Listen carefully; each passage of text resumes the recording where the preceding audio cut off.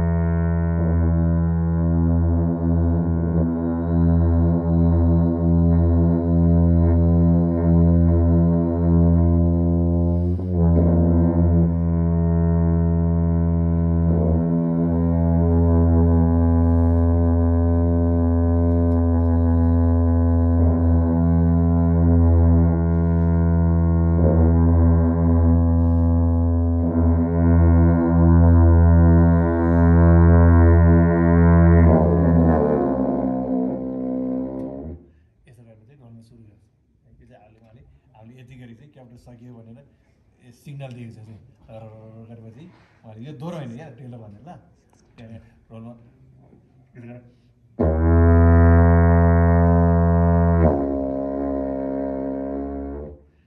रोलमा थाङ नाम थाहा भयो थाङ थाङ के हुन्छ